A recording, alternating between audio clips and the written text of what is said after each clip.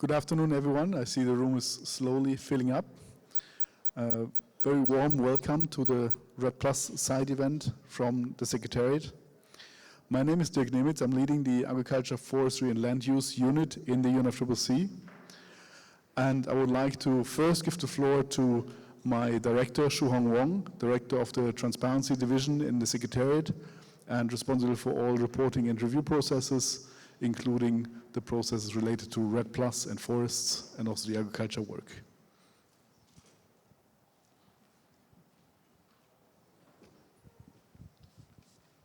Thank you, Dirk, and good morning, dear colleagues, dear friends. It's really a great pleasure to join you here today for this very, very important event. So we all know that forests are special, not only for the carbon they store, but for the hope they represent. They are essential for keeping 1.5-degree goal within reach and uniquely recognized under Article 5 of the Paris Agreement. At COP30, forest once again takes center stage. The first GST made it clear, halting and reversing deforestation and forest degradation by 2030 is indispensable to achieving the Paris goals. We are not starting from scratch. Over the past 10 years, countries have built strong foundations through the Warsaw Framework for REDD+. They have developed national strategies, forest reference levels, established forest monitoring systems, safeguard information systems, and demonstrated measurable results. The Warsaw Framework is a unique success of multilateralism. There is no comparable instrument for forest or for any other sector under the UNFCCC. To date, 7 parties, including Bhutan, Chile, Colombia, Costa Rica, Guyana, Indonesia, and Panama, have already submitted their REDD+ results through their first biannual transparency reports under the Paris Agreement. This embeds forest and climate action through REDD+ firmly within the enhanced transparency framework. The landscape for forest climate finance is evolving rapidly. The GCF's new permanent policy on REDD+ results-based payments integrates this into the fund's regular portfolio, a powerful long-term signal of confidence. The Article 6.4 mechanism now provides methodological clarity for REDD+ activities, aligning market and non-market approaches with national transparency systems. The 2025 NDC synthesis report shows that forests are increasingly embedded in national climate strategies. 64 updated NDCs emphasized forest actions, and many countries now pair conservation with restoration, sustainable forest management, and wildfire prevention. International cooperation and results-based finance are consistently cited as key enablers. Beyond the negotiations, global momentum for forests is stronger than ever. Across regions, countries, development partners, and the private sector are translating ambition into tangible commitments, scaling up finance, partnerships, and collective action to protect and restore forests. We are seeing a growing recognition that sustainable land use, active involvement and recognition of indigenous peoples and local communities, and inclusive forest governance are essential pillars of climate stability and resilience. This renewed global focus on forests reinforces that REDD+ is not an isolated framework, but part of the broader movement toward coherent long-term investments in forest-based climate action, a movement that the REDD Plus community of practice seeks to connect and strengthen. To sustain this progress, UNFCCC has launched the REDD Plus community of practice, a dedicated space for countries, donors, and stakeholders to share practical know-how, connect partners, and strengthen collective capacity. It is a Mutirão, a collective effort where everyone contributes, building bridges among countries, agencies, and communities. Through this platform, we can turn experience into collaboration, and collaboration into measurable results. Results that will be very important for our forests, for the climate, and for people. Through practical partnerships and South-South learning under the REDD Plus community of practice, we can ensure that forests remain a unifying, solution-oriented pillar of the Paris Agreement. So I thank you and wish this event a great success. Over to you, Dirk.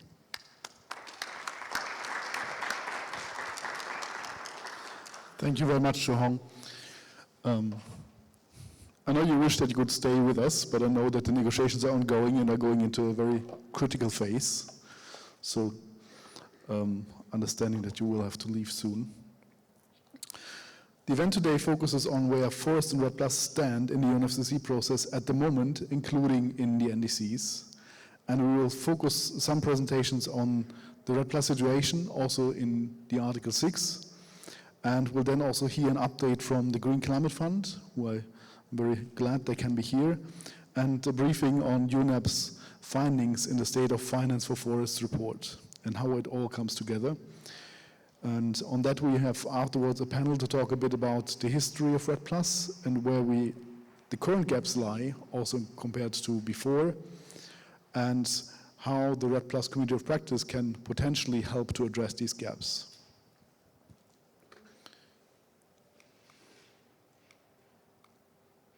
It's a bit of a gamble with changing the slides. Let's go straight into the inputs. UNFCCC reporting is really the backbone of transparency on the implementation of the Paris Agreement, with NDCs playing a key role to set the direction of travel where countries want to go. The NDC synthesis report was published before the COP and was already updated again, given its major importance for the implementation. And it also recognizes this time the importance of forests with a two-page summary or two-page section on forests specifically. Okay. This is not only about targets, but also the activities are important. I know that the forest community is always looking for what is the goal specifically on forests, where does the country want to go? And often this is hidden in economy-wide targets or in broader targets that contain the forest target. But what is really interesting to read is what are the activities a country thinks will contribute to achieving the economy-wide targets. And one key message maybe for take home is that this year we have more forest-related actions were reported than in previous cycles.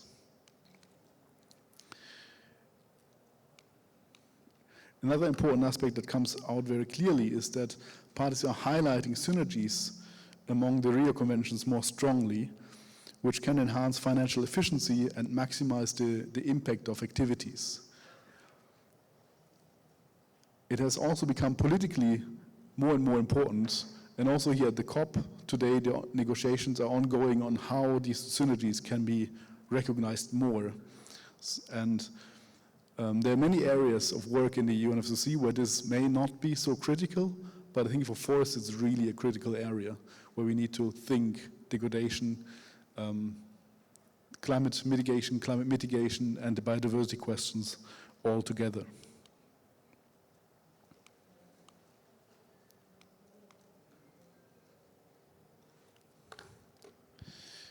Also in the NDCs, many developing countries refer to the important role of REDD Plus activities in guiding mitigation actions in the forest sector. As much as possible, countries try to build upon what they have created over the last decade or decade and a half in many cases. And also to showcase, I will not go into the details of the REDD Plus framework here. I think I'm talking to people that usually know. We're very happy to answer questions on that later. But one thing to highlight is that currently we have 65 countries that already made at least one submission on REDD Plus, at least made a reference level, and were engaged and interested in implementing REDD Plus activities.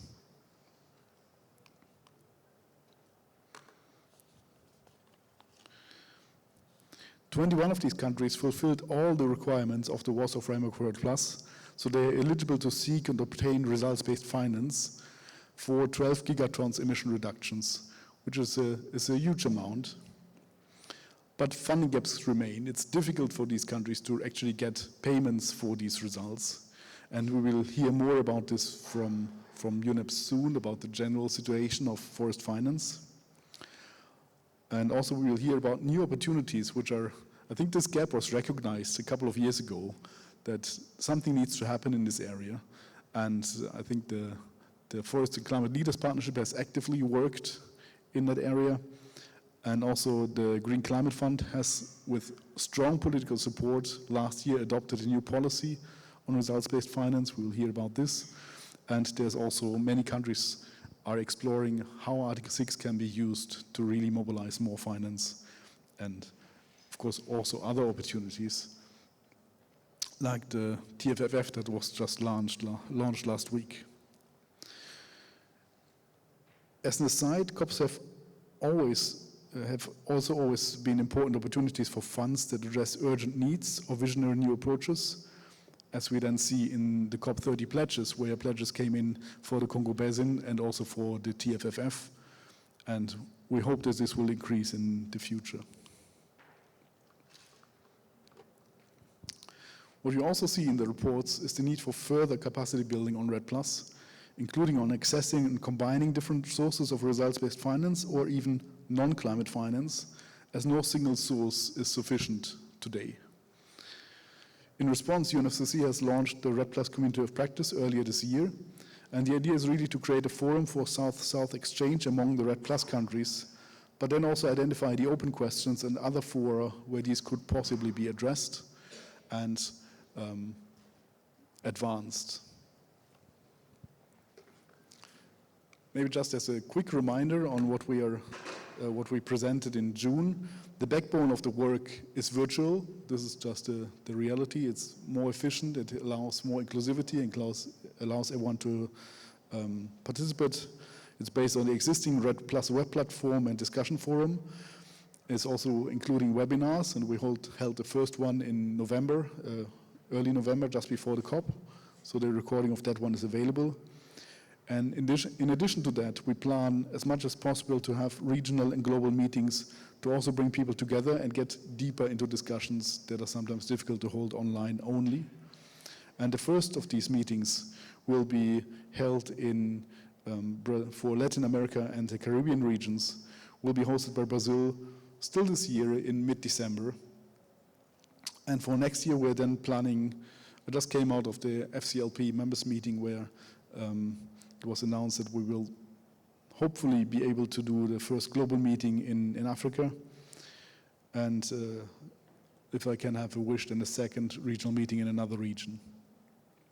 And of course, there will also be knowledge products that then speak directly to the needs identified by countries in these meetings. I'll cut it short here. If you want to know more, please visit the REDD Plus web platform. You can also register and will then receive our newsletter about 2 to 3 times per year. And now we would also like to hear from my colleague, Dhirendra, who is working on Article 6 and who will present a few slides on what happened in Article 6 this year, which is relevant for forests.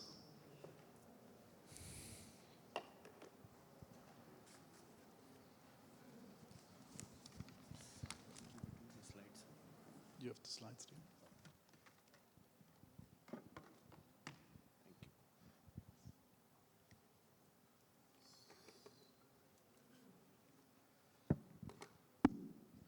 Okay, thank you and good morning. Good morning, Jimmy and Dirk. So my name is Dhirendra. I represent the Secretariat. Basically, I am a manager for the Regulatory Framework Implementation Division of the Mitigation Division. And primarily, the role of this division is to undertake the assessment of activities and methodological development. So keeping in mind my second role, I have been asked to give a presentation on the development under forest under Article 6.4 of the Paris Agreement. Moving ahead, so in terms of the content of my presentation, it has 4 elements: the removal and the reversal standards, what is expected to be delivered over time, the provisions in the standard and tools related to REDD plus linkage, and forest and Article 6. Moving to the first area, that is related to,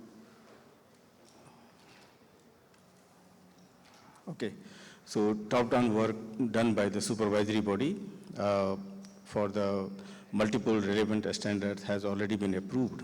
And if we count, the first one is related to the removal standard, and this is called a standard addressing non-permanence and reversal.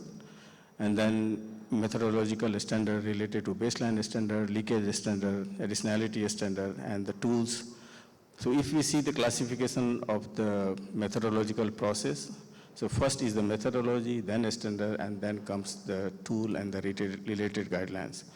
So the first element, which was approved by the supervisory body in the last meeting, which happened in October, is addressing non-permanence and removal, and then related standard and the tool has been approved. With this progress, happy to share that we have also received the first bottom-up methodological submission, and one methodology has been submitted, which is under different stage of the process, expected to be considered by the supervisory body in early next year. Moving ahead is on the forest-related activities, the eligible activities. Now, under the forest, under the 6.4 mechanism, the forest activity can both be classified as removal at the same time emission reduction. And if it is classified as removal, it has a crediting period of 3 times 15. If it is classified as emission reduction, it will have a limited crediting period, or I would say shorter crediting period of 3 times 5. So if the forest activity is classified as removal, it has a maximum period of 45 years. If it is classified as removal, emission reduction, it will have a period of 15 years. And for the risk for reversal, the reversal standard applies, has been in work in progress. And the risk on the reversal tool is basically at this moment the work in progress. Hopefully by the second meeting of 2026, this tool is expected to be approved by the supervisory body. The standard is approved, the tool is work in progress, and there are elements which complement each other. So at this moment, it's good to know that the requirements as specified under the standard is good enough to move ahead, but at the same time, the importance of the tool is also equally important to judge what is the risk of reversal. Now, when we move to the key provisions under the standard, the first one is related to identification of GHG reservoirs, and the second is related to the contribution to buffer pool based on the 100 years. Currently, it's defined as 100-year reversal risk, to which, and this element, this is the higher level principle to take into account the 100-year reversal risk. But at the same time, the methodology or the standard has also specified, as and when the new methodology is submitted, a specific methodology need to spell out what is the period to be defined. So this has been left by the supervisory body at the discretion of the proponent when they are submitting the methodology to further define this period. For avoidance of reversal, events need to replenish the buffer pool. This is one of the additional requirement. Only net removal can be credited under 6.4. Not all, as I said, that not all events constitute as reversal. Some events also constitute as emission reduction activities under the forest. For the monitoring period, the annual reversal report is one of the requirement. Reversal notification is also one of the critical element, and consequences for late or missing report is also as part of the standard.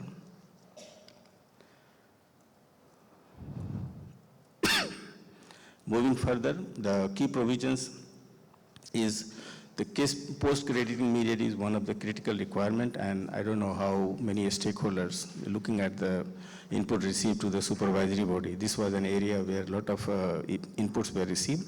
Considering all elements into consideration, finally the supervisory body decided that the period with obligation of monitoring and liability for reversal is must, and obligation at this moment could also be transferred to a third party.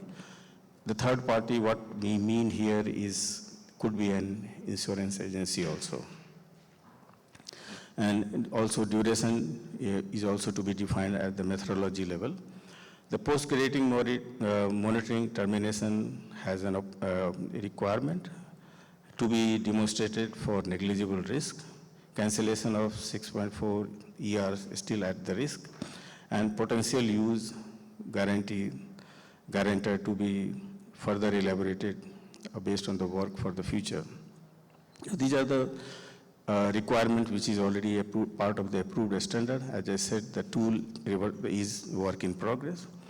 Now, when we move to the relation with the REDD plus, in particular paragraph 2 of the Article 5, under this, the activities are eligible under 6.4. And in terms of the requirement for REDD plus specified in the leakage standard, it includes that the inclusion in national REDD plus strategy, monitoring and reporting system, and forest reference emission level, or letter from the host party as intention solution. So this is the specific requirement in particular for the REDD plus. Moving to the future work, the further work on sufficient coverage and conditions to demonstrate insurance coverage termination options is work in progress. Elaboration of the reversal risk assessment tool, as I said, that this is expected to come by the second meeting of 2026. Development of template for post-monitoring period and assessment of the methodological proposal is work in progress. Moving to my last slide. Based on Article 6.2 guidance, it is required that the party must submit an initial report once they decide to participate in Article 6.2 cooperative approaches. The initial report includes key aspects such as whether the parties meet the participation requirement,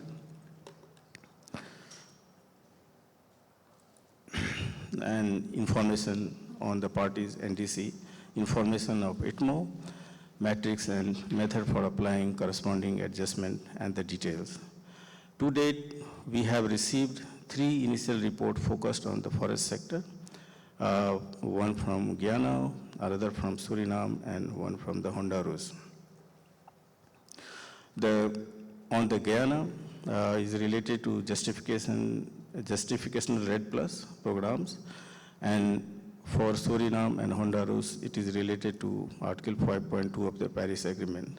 The initial report submitted by Guyana and Suriname has went the first round of Article 6.4 TER review, organized in October last year, and the review of the report submitted by Honduras is scheduled to take place in early this year, in the end of this year. All the reports, including initial report, authorization statements, and already published Article 6 technical expert review reports are publicly available under the Central Accounting and Reporting Platform, which we have tried to put the screenshot. So that was basically my last slide. Thank you.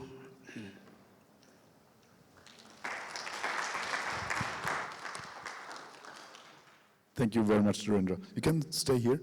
We'll have a short Q&A after the presentations. And I would like to invite Oscar Garcia, Director of Monitoring, Evaluation and Learning from the Green Climate Fund, to give us an update on where we stand on last year's policy and how it is being implemented.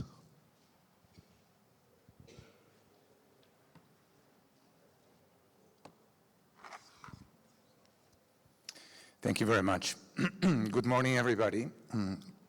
It's a pleasure being here, and I want to thank the UNFCCC Secretariat and the Community of Practice for this very kind invitation.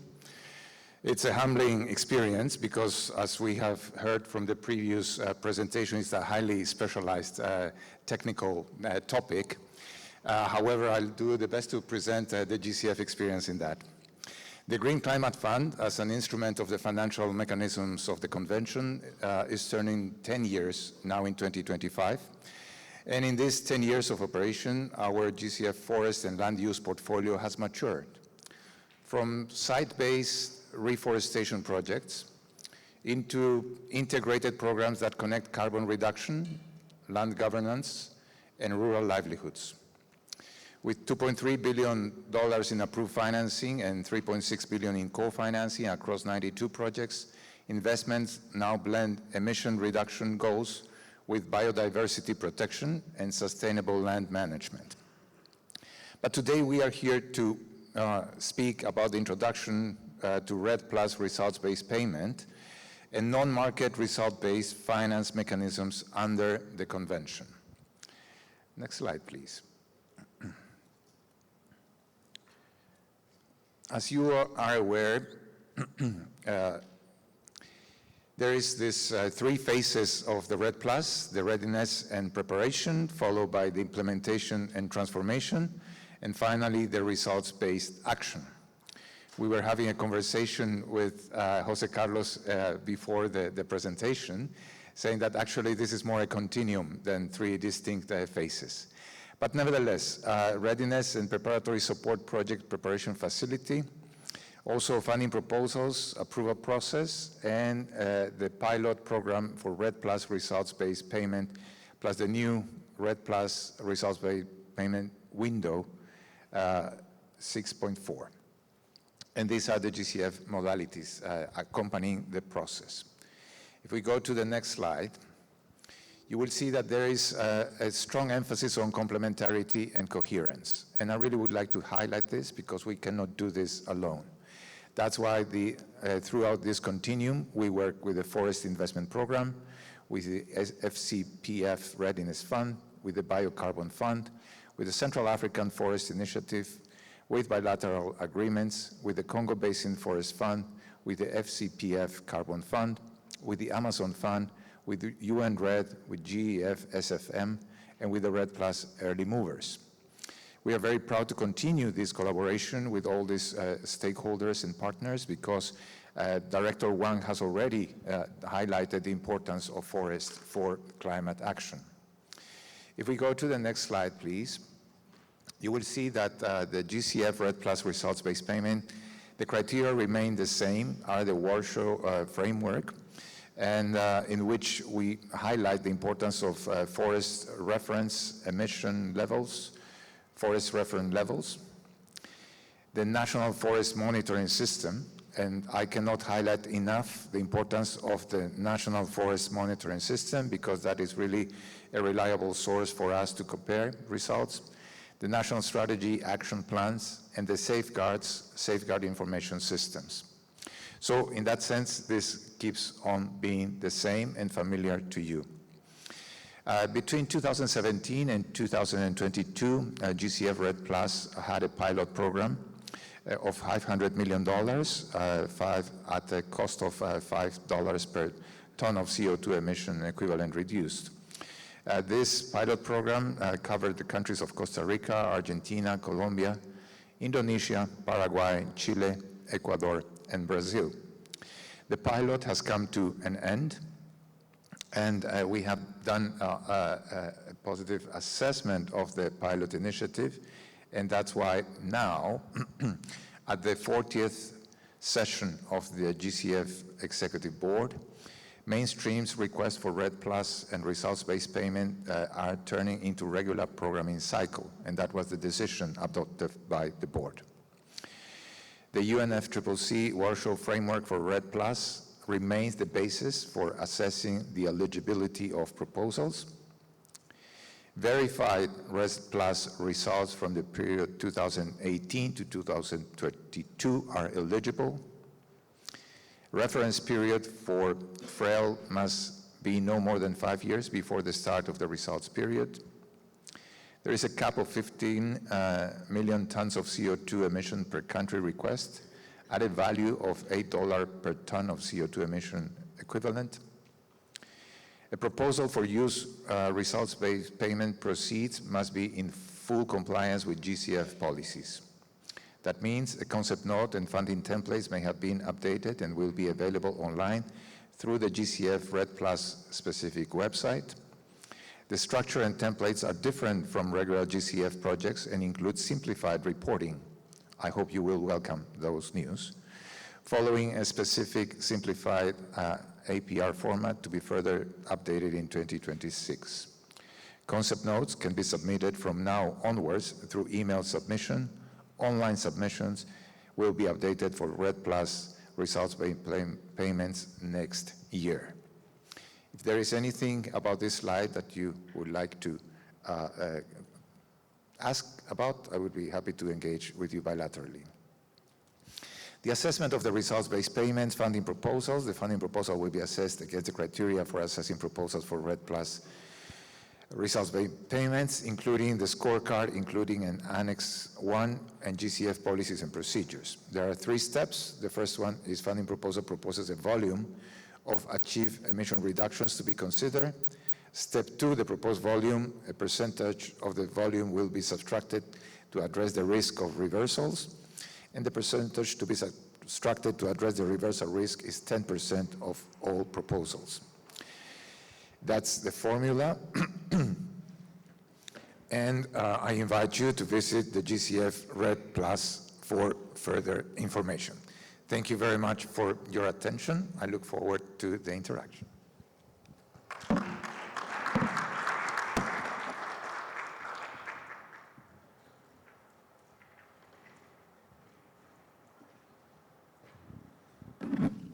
Thank you very much, Oscar. And I think what we've seen in the first 2 presentations already is that the landscape is complex, and it's important to learn also from the REDD+ countries on how they are navigating this and where they see difficulties with that.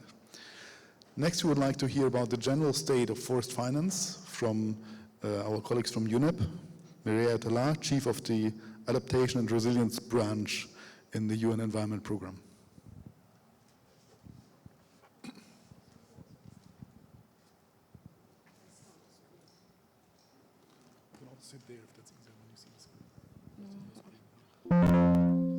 That's okay.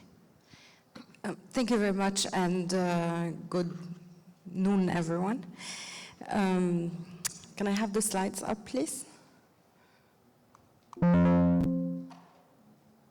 No?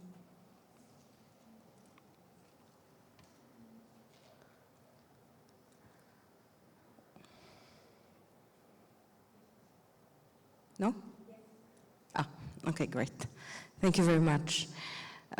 So I will be presenting today some of the outcomes of the State of Finance for Forest report and some of the work of the REDD Academy that we do under the UN REDD program together with our colleagues from FAO and UNDP, and covering a number of knowledge topics that are important for this REDD community.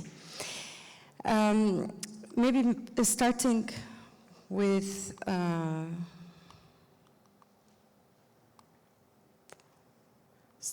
forest finance. One more to the back. Yes, thank you very much. So maybe starting with the State of Finance for Forest report. That was also utilized as one of the bases supporting the Brazilian government with the establishment of the Tropical Forest Forever Fund. The key message here is that we need to triple finance for forests from 84 billion to 300 billion annually by 2030. And there's a number of reasons for that. If you look also at the emissions gap report, there are a certain a number of sectors that we identify as being the critical sectors that can help us either slow down or even close the pathway towards 1.5. Forests are one of those, but forests are challenged by the lack of financial flows and are also challenged by the negative feedback loop and mechanisms from climate impacts leading to more wildfires, leading to more deforestation, and the repetitive nature of fires also leading to difficulty in recovery of forest cover. And so, despite the fact that we know that forests can help us close the emission gap, we continue to underinvest in forests. And we continue also to see that financial flows are slow. Even out of the 84 billions that flow towards forests, those flows are still slow. And maybe we'll hear a little bit more about that in the subsequent panels. But we've seen over time that goalposts are shifting, that requirements continuously change, that standards and norms also evolve over time, and that countries are having to face a number of aggregate and sometimes quite complicated processes in order to access this finance. The second thing that we see is that there's less than 10% of funding, of this funding that comes from the private sector, so there is space there for increasing that. But it's easy to say that we need to increase financing from the private sector. The how to do it is key. And what we see as well is that there is the same imbalance in financial flows for forests as there used to be in the clean development mechanism, in that the forest financing is almost entirely concentrated in advanced economies. So meanwhile, there's also the other side of the coin, which is related to the harm or risk exposure flows that dwarf the good ones. So meaning that we currently have roughly $406 billion in agricultural subsidies that are leading to direct deforestation. We also have roughly $8.9 trillion that are invested in exposure to deforestation risk sectors. So again, it's easy to say that that countries or forest-rich countries need to undertake a whole of society or whole of economy approach, need to curb the deforestation trajectory. But the reality is that those words do not take into account the power plays, the political economy, and underestimate what it takes to actually address deforestation. And so in that sense, there's, as I was mentioning, there's the quantum that is flowing towards forests, there is the quantum that is supporting deforestation, there's also the quality and quantity of financial flows that are how financing is flowing and where it is reaching. And here we see that there's a imbalance, there's a structural imbalance that will not correct itself, and that we need explicit political choices and policy choices. And again, for those of you who have been in this space for a long time, you will remember that there was an abatement cost curve that was prepared right before the Copenhagen COP that placed forest and land use as a negative emission cost. That was probably the most gross underestimation and oversimplification of what it takes to address deforestation. And that, in part, is also responsible for the current trajectory that we see in terms of carbon pricing for forests. The GCF has currently raised it up to $8.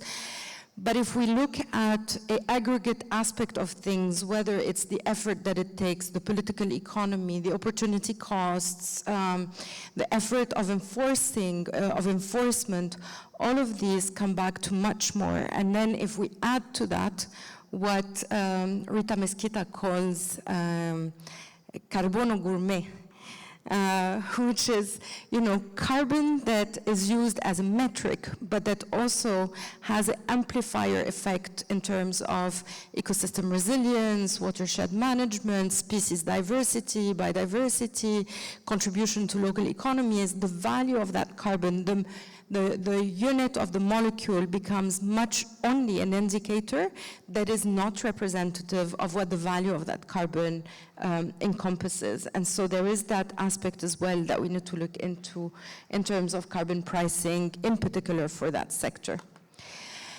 Now, from our point of view, and again, both coming from the State of Finance for Forest report and from the Emissions Gap report, is that protecting tropical forests is the most efficient and time-sensitive investment that we all can take. And yet we are still lagging behind. Finance is flowing with difficulty. We much appreciate the process of the GCF in terms of simplification of access to finance. We hope that this will actually materialize, but what we see is that in the forest sector, the level of due diligence that is required is much higher than what we see elsewhere. And there have been cases, for example, Laos in the past preferred to access ecosystem-based financing for doing exactly the same with its forest, reducing deforestation, because accessing adaptation finance was so much easier than accessing REDD financing. And so now we need to think together about results-based payment, about what it means, about how much of these countries have actually done the achievements that are required, and how this funding will continue to flow at the pace of how fast climate is changing and deforestation is happening.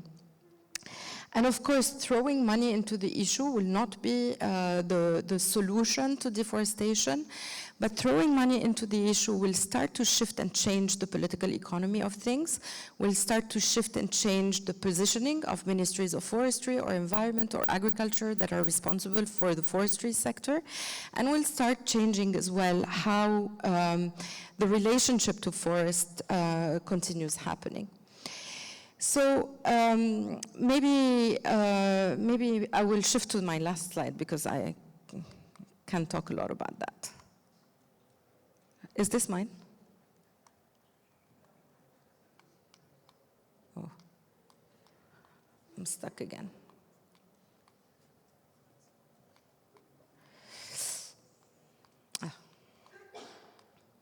Oh, well, my slides are shifting, but anyway.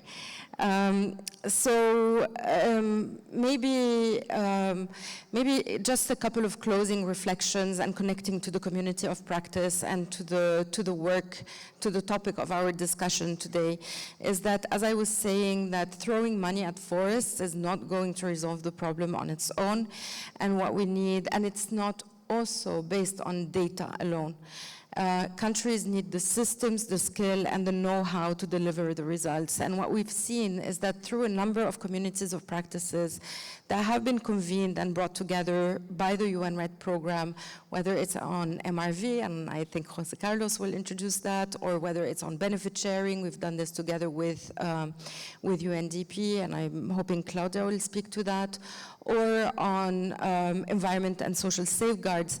There's a lot of lessons and there's a lot of leapfrogging that can be done in terms of moving the agenda forward rather than moving, each country, each tropical forest country moving alone. We see that with the EU deforestation-free commodity regulation, there was coalitions of countries that came together. When our tree and leaf came up, there were also a coalition of countries that came together to think about those things collectively and to see how a common wisdom and knowledge can push things forward or can help accelerate the pace as opposed to taking things in silos or or individually. And so as the UN program, we've been convening roundtables, communities of practices, specific topics, newsletters, different webinars as well.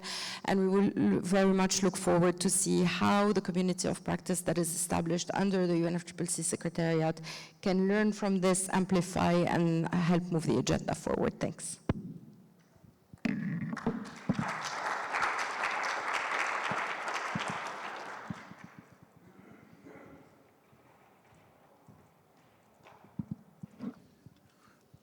As usual, we're slightly behind, but there's time for 1 or 2 questions to the presentations, in case there's anyone interested in the audience for more details.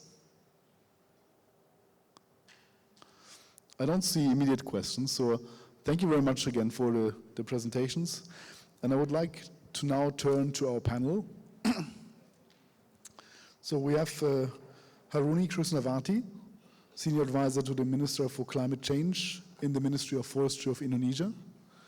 Please come to the front.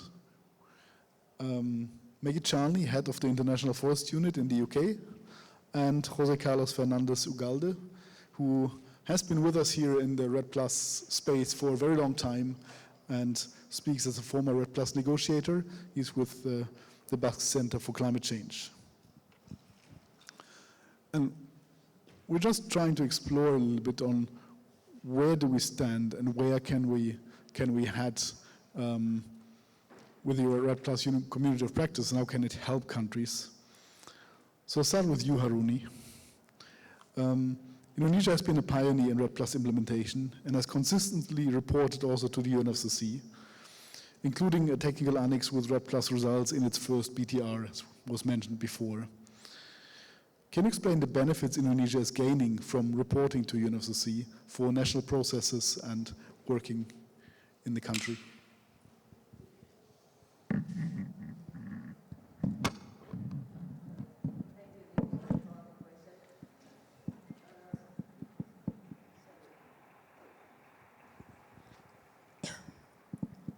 Thank you, Dick, for the question. Indonesia appreciates the opportunity to share our experience as one of the earliest country to implement REDD Plus at the national scale.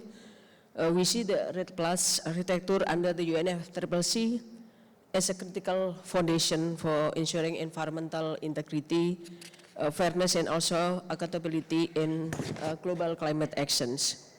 The benefit of Indonesia gains from reporting REDD Plus result to the UNFCCC.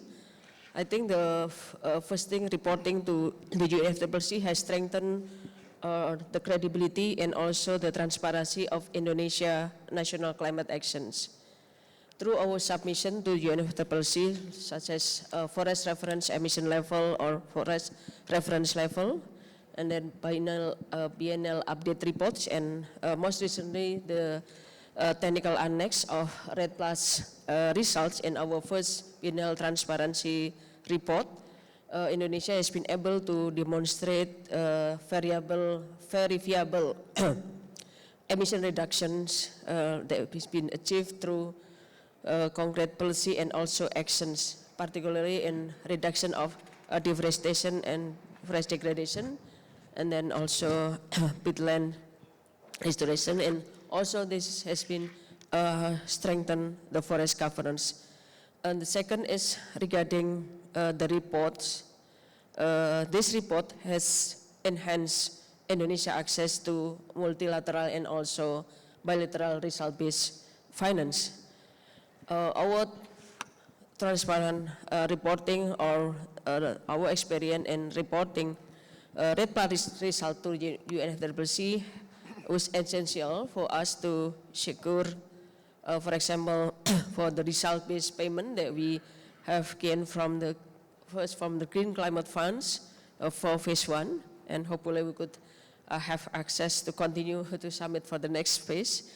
And also in terms of the performance-based agreement through bilateral partnership with Norway, and also through multilateral through Forest Carbon Partnership Facility for its Kalimantan jurisdiction program and also the biocarbon fund for Jambi jurisdiction program. And this example show that the rigorous reporting is not just a compliant exercise, but also directly unlock the climate finance.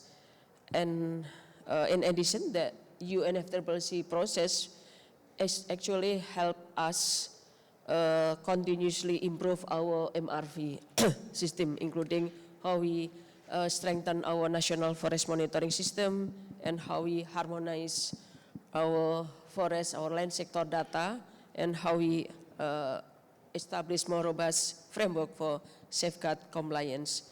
And in this way, we think that reporting has become a learning mechanism that strengthen our national capacity and improving consistency across ministry, and also ensure that REDD Plus contributes to Indonesia broader transparency and efforts under the Paris Agreement. Thank you. Thank you, Haruni. A lot of good points, and I think, or I hope that the REDD Plus community of practice will help other countries to learn more from that, and give you an opportunity to share this more widely and in much more detail how this reporting helps you with both the credibility and transparency at the national level, but also with partners internationally, and then stepwise on a very, very technical process and in a very technical level help you to also improve the MRV that's of the forest sector across, not only in the REDD Plus report, but across the different reportings you're doing in the UNFCCC. I would like to follow up with you, Maggie. UK has actively followed the decade of REDD Plus implementation under the Paris Agreement, and I very warmly remember, not warmly, it was Glasgow, it was cold, but almost as cold as here. But remember COP26 in Glasgow having a lot of focus on forests as well. And so there were initiatives started, and UK has championed many forest-related activities and partnerships. Considering the experiences from these different processes, what are the key lessons learned for enhancing climate change mitigation in the forest sector?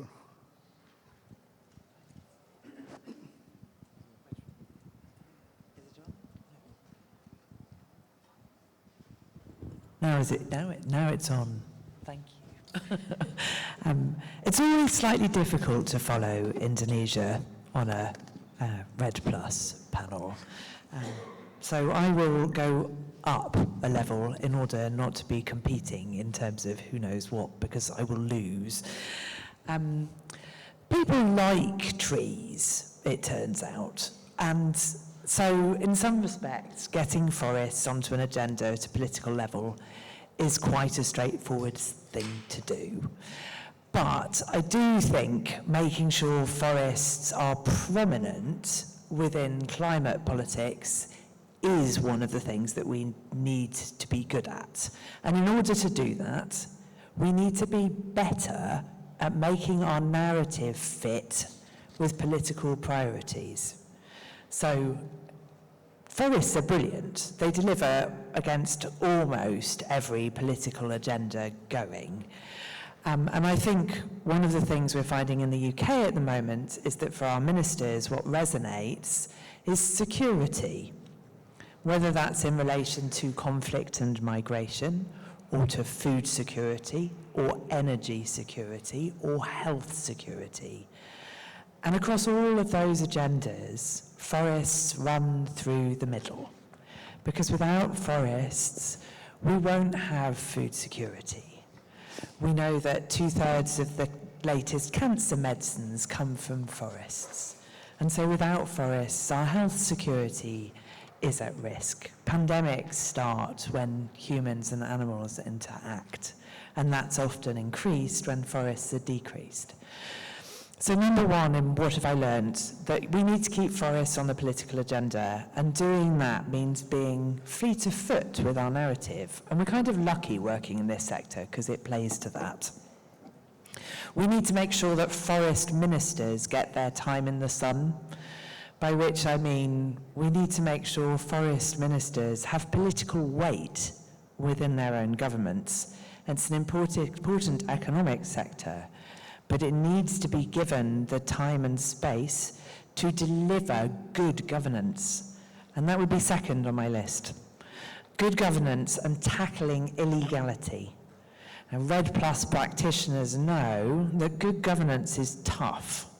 It takes a long time, and it works best when you have the consent of the people that live in and rely on forests. So making sure that governance is built on multi-stakeholder dialogue, and as the finance for results flows, that benefit sharing plans are in place. And that brings me on to number 3, participation. That is, as governments, it is only with the consent of our citizens that we have the mandate to act. But in the forest world, we have a very particular additional set of obligations, particularly in relation to indigenous peoples and local communities. And I think the world is beginning to wake up to the fact that there are groups of people living amongst us, or near us in some cases, who have been looking after forests for millennia. And perhaps we've never taken the time to really understand how they've been doing that.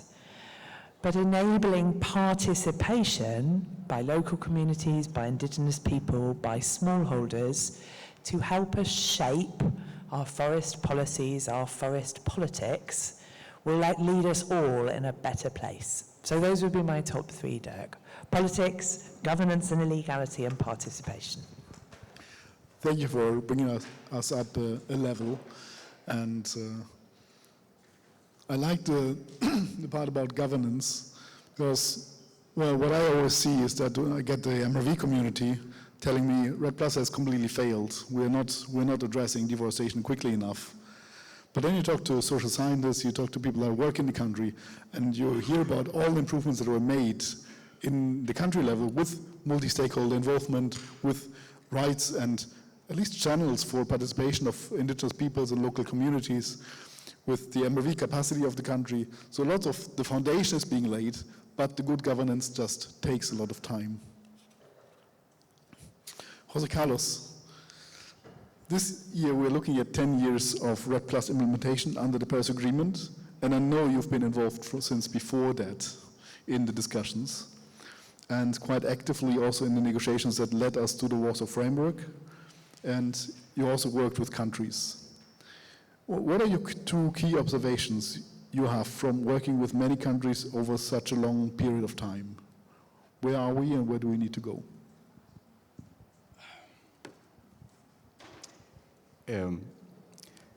Well, first, thank you for the invitation to and for the good sense of inviting the elder negotiator in the room, in the spirit of inclusiveness, I guess. And let me give you my reflections, but also connect them to the community of practice and some of the value that I think it has brought, how the community has provided value and how the proposed community of practice can reinforce it. What I have seen, one, is that from the early days of REDD discussions, the landscape has become increasingly fragmented. New standard, new options, requirements, elements, the Paris Agreement itself, bringing new possibilities. And along with that, a proliferation of dedicated spaces for each of these boxes. In this context, the risk that I see is that high visibility topics can overshadow some of the foundational governance and policy challenges that really underpin the transformations. And at the same time, what I have seen, obviously, is that, as we all know, in many of us working in governments, changes happen. Changes in not only policy direction, but also in people. So many new faces come along. And the combination of the multiple windows with changing in priorities and the changing in phases makes it difficult to keep a robust, even a robust institutional memory that can make the connections, as Maggie was saying, with the renewed policy priorities. And just because I cannot resist in passing, I think this is a critical issue because if, as stated in the NDCs and the statements on the collective work in the convention, climate change is a critical issue as reiterated from a diversity of governments with regardless of the changing political directions.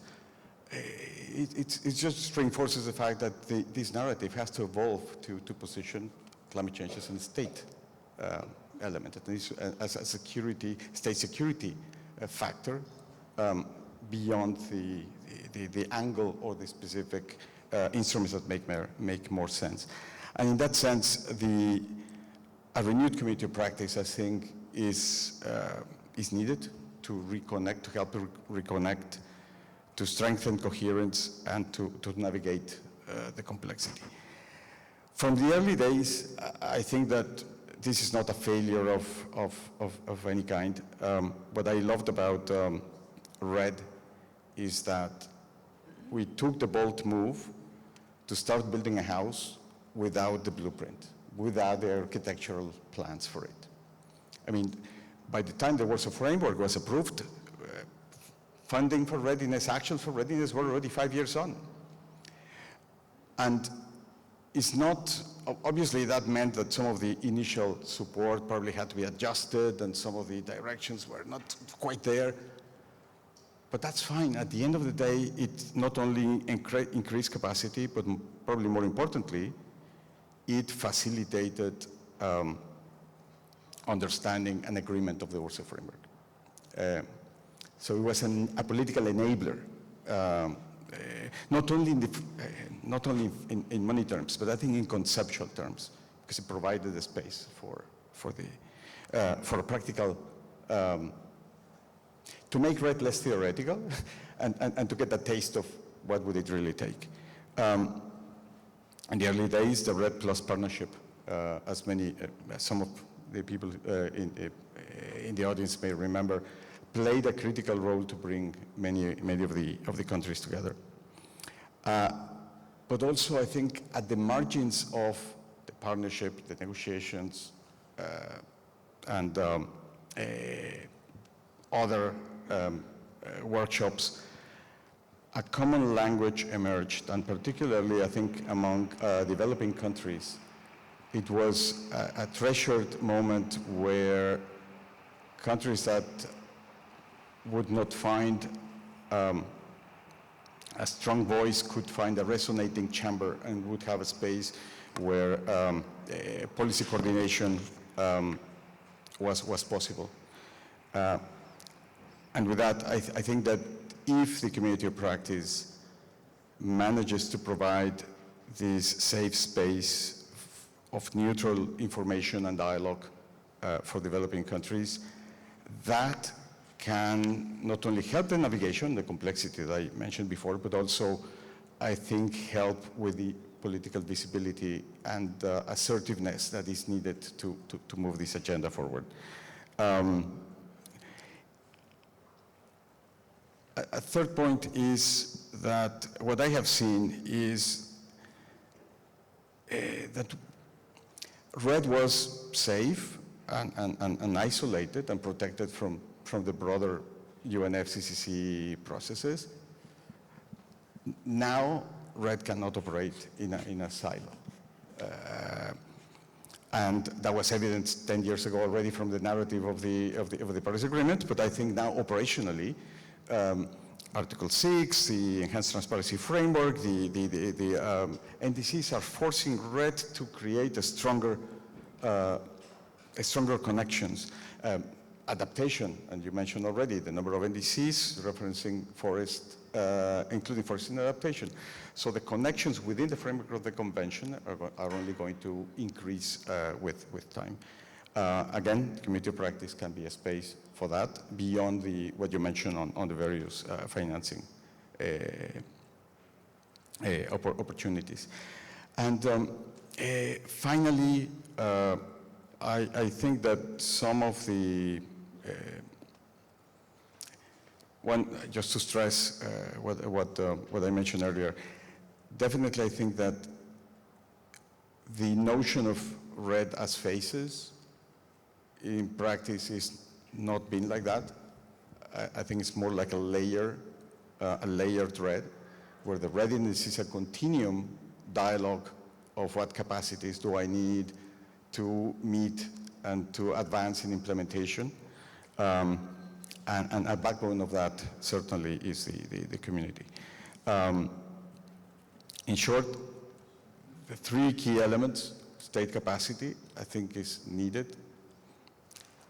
Hopefully not just to capacity building for transactions, but hopefully capacity building for actions.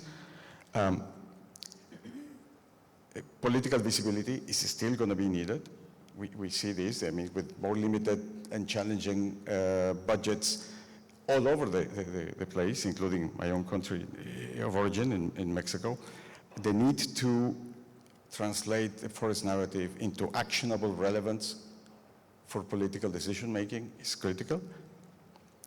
And the final point is a space to continue building trust in this space. Thank you, Jose Carlos, and I'm glad we invited you.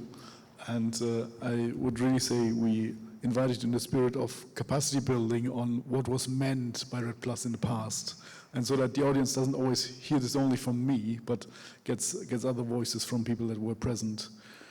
Especially the idea of interlinkages was there already in the initial adoption of the Warsaw Framework. And I think many countries I've talked to, they say that the whole capacity building for REDD+, the whole readiness phases, gave a push to the overall reporting also in the GHG inventory and to the capacity of the country to work on climate change in general and have data for making informed decisions in that space. Haruni, I'm coming back to you with second questions. With all of the experience that Indonesia has gained with REDD+ implementation, what are challenges that you're facing today where you think more exchange, more in-depth exchange with other countries could help you in form of an organized meeting that we could have in the UNFCCC space? Yeah, thank you. With Indonesia long journey with REDD+, I think it has taught us many lessons, but at the same time we also face some strategic challenges as REDD+ evolves at the Paris agreements. The first is regarding how we manage increasing technical complexity while ensuring high integrity. As REDD+ transitions into a system fully aligned with the Paris Agreement, the technical limitation is rising substantially.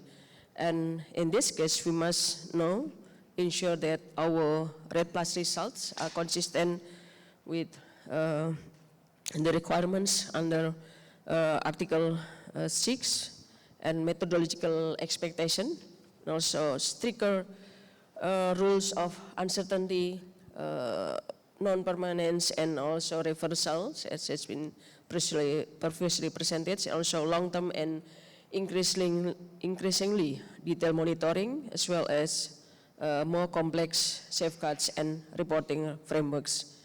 And meeting this expectation will require continuous refinement of our MRV and also sustained investment in data and also institutional arrangement and of course the human resources. And I think this is a challenge not only for Indonesia but also I think for most of forest countries.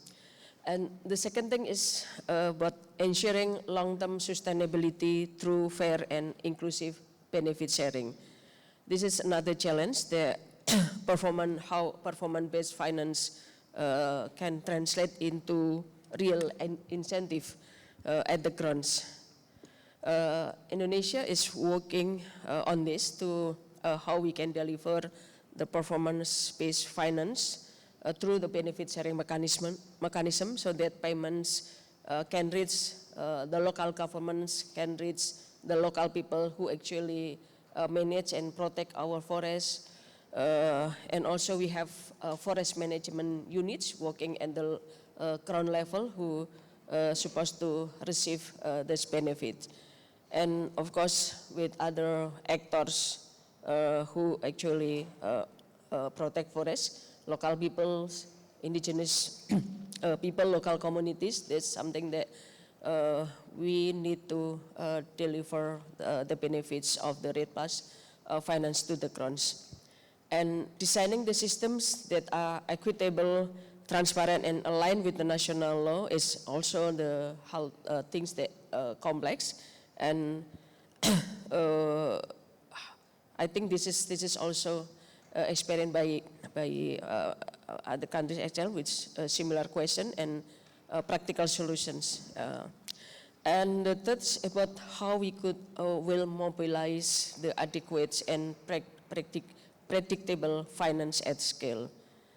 As we know that our country, Indonesia, has a ambitious target on volume netting 2030, which require financing far beyond what we currently receive.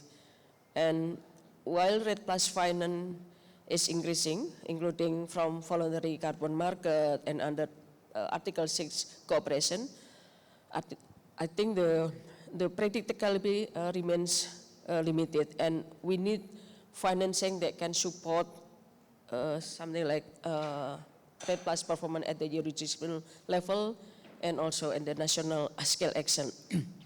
And the fourth maybe is about maintaining coherence across multiple global standard and limitation. We know that we have UNFCCC REDD+ framework. We also have bilateral and multilateral result-based partnership, now under Article 6.2 and 6.4 guidance, and also emerging voluntary carbon market standards. And each framework brings valuable opportunity, but also different expectations and methodologies. So ensuring coherence across the system is essential to safeguard environmental integrity and also maintaining national sovereignty over accountings. And I think the UNFCCC lead REDD+ community of practice, I think this could support forest country, a trusted platform for structured short learning and joint problem solving, for example, and many forest countries that grappling with similar issues, how to integrate REDD+ and into NDCs, how we manage uncertainty, how we address reversal, how we protect our indigenous people, how we design the benefit sharing mechanism, and also ensure alignment with Article 6. And the second maybe targeted with technical support on MRV, safeguard, and finance readiness. And we see that by joint technical clinics on uncertainty, post-predicting monitoring and reversal probably will be good. Peer-to-peer exchange of strengthening national MRV system, practical guidance on operationalizing safeguard and gender inclusion, for example, technical alignment of REDD+ result with Article 6.4 requirement, for example, will support and will help countries to maintain high integrity while expanding access to finance. And of course, how we strengthen the trust and coherence across global REDD+ architecture.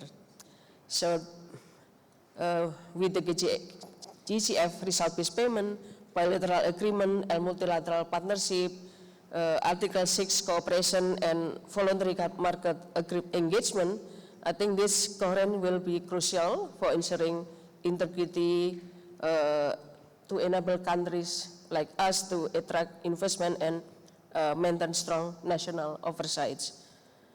I think we believe that REDD+ remains cornerstone of global mitigation efforts and a powerful instrument for climate action. That's it. Thank you. Thank you very much, Haruni, for sharing challenges. I think that links very nicely with Jose Carlos' model of layers, where things are always moving up and down, and there's a lot of interaction with that. And it also shows that the REDD+ framework was very flexible, but many of the new requirements and new ideas and new things need to be weaved into this in a way that it works then for within the national circumstances. I have one more question for Maggie. We are trying to, or we're not trying to, we have said very clearly in the Global Stocktake that we want to enhance efforts towards halting and reversing deforestation and forest degradation by 2030. Everyone is expecting to see REDD+ in NDCs and forest action in NDCs. But there's growing challenges with the availability of funding for forests. And at the same time, we are hearing forests everywhere. There's a lot of new opportunities arising. There's carbon markets, as my colleague presented today, but also outside of the UNFCCC. There's other forms of results-based payments. So what role do you see for UNFCCC in supporting REDD+ countries in navigating this whole landscape? Oh, great question. Well, first and foremost, the knowledge sharing and community of practice. Right? REDD+ is complicated, but it also has a huge community of people who know what they're doing and have been doing it for a long time. Some of them in government, some of them in civil society, some of them in academia, lots of them working on the ground as smallholders. Finding ways to avoid reinventing the wheel, learning from those countries like Indonesia, who've really embedded REDD+ within everything that their government does, working out how countries who are a step further behind can skip some of the thinking and learn from other countries. But more than learning between the practitioners, I think there's also something about how do we make sure that people understand the importance, the continued importance of REDD+. You mentioned around that sometimes REDD+ is open to criticism, but the huge improvements that have been made by forest countries in governance and delivering on MRV, we are still seeing very high rates of global deforestation, but actually the management that sits at a country level is extraordinary. And I sometimes think there's a danger that politicians, that other sectors look at REDD+ and say, well, that's very technical. That's just for the forest geeks. It isn't. It's a massively important sector, and we need to be much better at telling the tale of why it has mattered and how much has changed. Getting the rules right. We've talked about Article 5, that's our kind of little corner of the world. We had a presentation on Article 6. Getting Article 6 to work for forests is going to be really, really important. I'm getting kind of fed up of defending forests on integrity grounds. There are very few sectors, as one of the previous speakers said, there are very few sectors that have spent this much time and effort getting it right. It doesn't mean there aren't terrible carbon projects, but it does mean that there is a huge amount of expertise, and we can rely on REDD+ to have helped create the frameworks for high integrity carbon markets, particularly as we move into jurisdictional REDD. And benefit sharing really doesn't exist anywhere else. So I think there's an awful lot that other sectors can and should be learning from forests, and they should stop poking sticks at us quite so often. MRV, monitoring, you know, a bit of a personal obsession. I think the UNFCCC has a role in MRV, monitoring, reporting, verification. I think it can be a bit too complicated. I think sometimes we have systems that don't speak to each other, and we ask for different bits to report on different information in different ways, and that means layering it is hard. So I think there's something there about how do we do that better in a way that gives us the information we need, but in the simplest way possible and in a way that talks to other bits of the system. So you don't need a whole new process for every new benefit. Joined up decision making. I don't know about the governments that you all work for, but in a lot of them, REDD+ and carbon markets are in different teams, often different ministries. just making sure on a government basis that we're talking to the right people. And it's not just carbon markets. It's transparency, it's just transition, it's adaptation. Almost every, as you say, forest is pretty much everywhere at the moment. So we really need to make sure that the expertise of REDD Plus practitioners is available to teams working in other parts of the UNFCCC. And we also need to make sure that the ministers of finance are speaking with the ministers of forests, because forests are a hugely important economic sector. But if finance ministries want to be able to tap into the innovative mechanisms, whether it's Tropical Forest Forever Fund or carbon markets, or the commercial finance that is available for countries that can demonstrate they are managing their risks by managing their forests well, then they would do well to be engaging their forest ministers in proper, sensible discussions. So join up at every single level.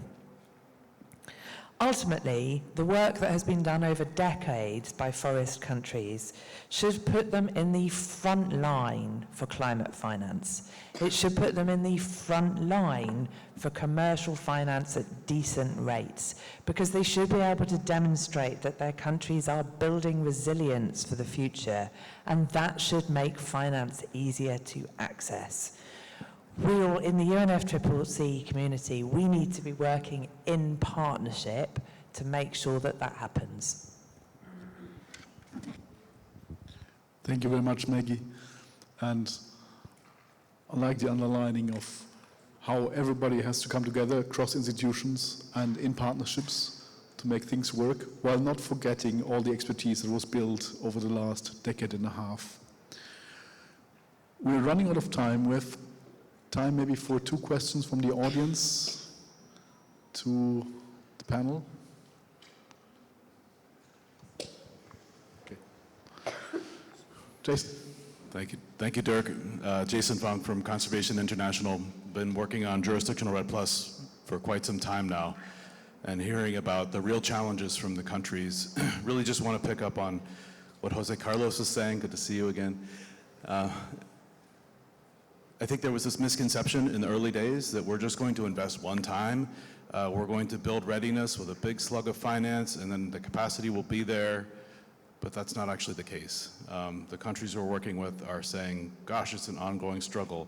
Just as Harumi from Indonesia was saying, the technical capacity needs to be refreshed and improved over time. And that's an ongoing process. It's not like a one-time thing that now we're done with.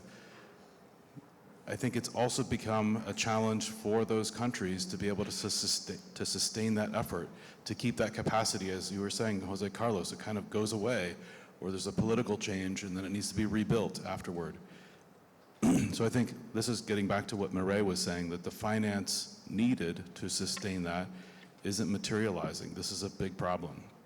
Something I don't think we recognized in the early days, but needs to be addressed somehow with upfront finance to sustain that capacity, so that then kind of when the pot of the gold at the end of the rainbow finally materializes, that the country has been waiting for a decade now, they're able to sustain those results and keep that revenue flowing. A big piece of it we haven't recognized is that we thought this was mostly about technical capacity, but actually it's about the process of consultation to fulfill the safeguards. That is an enormously costly effort, and I think it's perhaps an unfair burden put on the countries themselves to fulfill that all along the way before they actually see any REDD Plus finance flow to them. So that's a challenge that's really materialized in the work. And then finally, I think, again, picking up on Indonesia's comments, with the changing in methodologies, many countries have come and said, we don't know how to make that transition, how to be able to show that we are being consistent, or we have methodological consistency over time. And seeing Thelma Krug here in the room, I thought, well, the IPCC has really clear guidance around that, but it's been forgotten about. The 2019 refinement lays out how you can demonstrate that methodological consistency. It's not in the forest chapters, it's in other chapters related to the overall inventories, and this is often a question that comes up from countries. How do we demonstrate this consistency even as we improve our methods? So just wanted to remind folks of that, but also raise some of those challenges we're hearing from our work. So thank you. Thank you, Jason. I don't see more requests to the floor. Any reactions to that from the panel? I think Jose Carlos. Just a very quick one. I definitely maintaining the capacity is an issue. The only thing is, I wouldn't just frame it as more investment needed, because I think that the learnings of the last years of implementation gives us some ideas on how to make it more efficient, how to change the methods to transfer and maintain the knowledge in ways that are more effective.